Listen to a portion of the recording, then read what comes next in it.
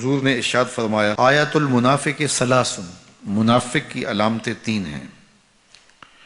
جس شخص کے اندر یہ علامات ہوں تو وہ اس نیت سے سنیں کہ آج ابھی اسی وقت میں یہ مصمم عزم کرتا ہوں کہ اپنے سے کھرچ دوں گا ان چیزوں کو، اور اپنے من کو، اپنے اندر کو، اپنے باطن کو ان غلاظتوں سے پاک کروں گا۔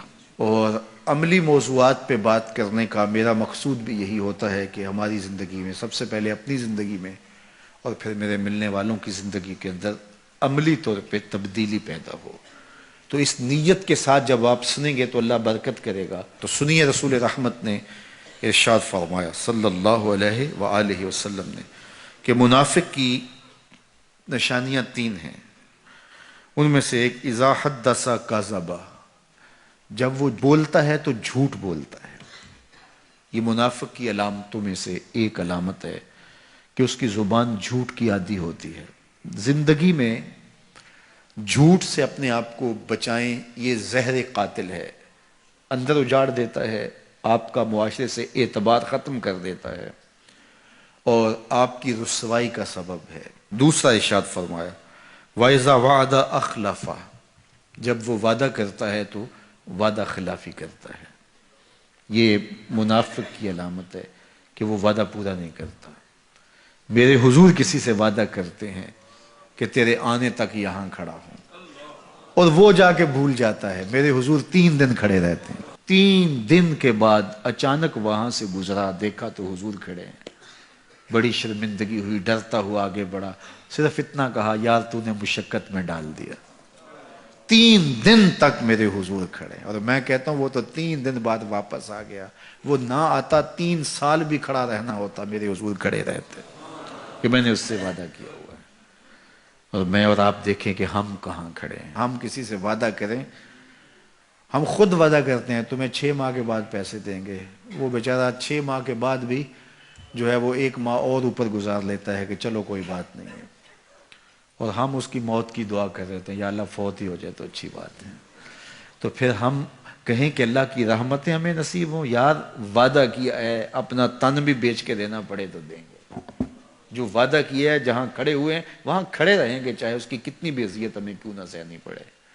جب وعدہ کیا ہے تو پھر اس کو پورا کرو۔ تیسری بات میرے حضور نے ارشاد فرمائی وَإِذَا اؤْتُمِنَ خَانَ، جب اس کے پاس امانت رکھی جائے تو خیانت کرے۔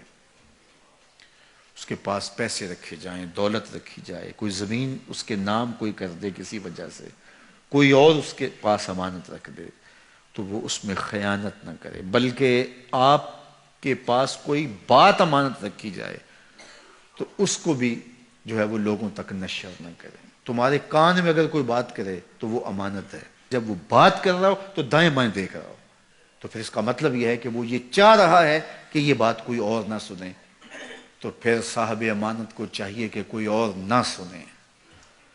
یہ امانت ہے اور اس امانت کو پورا کیا جائے۔ اور چوتھی علامت یہ ارشاد فرمائی منافق جب کسی سے لڑ پڑتا ہے تو گالیاں دیتا ہے۔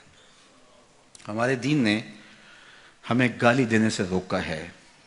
اپنی زبان کی پاکیزگی اور اپنی زبان کی طہارت کا سامان کیجیے۔ آپ کسی بھی حالت میں ہوں، آپ کے اوپر کوئی کتنی بھی زیادتی کر رہا ہو، آپ کو کوئی تھپڑ بھی مار رہا ہو، تو آپ اس کا مقابلہ ضرور کریں، لیکن آپ کی زبان گندی نہیں ہونی چاہیے۔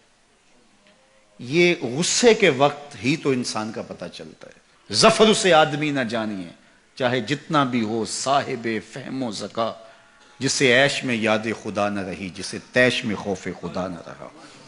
عیش کی زندگی ہو یا تیش کی زندگی، خوشی کا مرحلہ ہو یا مرحلہ غم ہو، آپ دیکھو نارمل زندگی کے اندر تو آپ معتدل ہوں گے ہی ہوں گے، لیکن جب آپ کا بیلنس خراب ہوتا ہے خوشیوں کے وفور کی وجہ سے، اس وقت پتہ چلے گا۔ یہ ہے انسان کا امتحان، یہ ہے انسان کی آزمائش۔ منافق کی علامت بتائی گئی وَإِذَا خَاصَمَ فَجَرَ، جب وہ کسی سے لڑائی کرتا ہے تو پھر گالیاں بکنا شروع کر دیتا ہے۔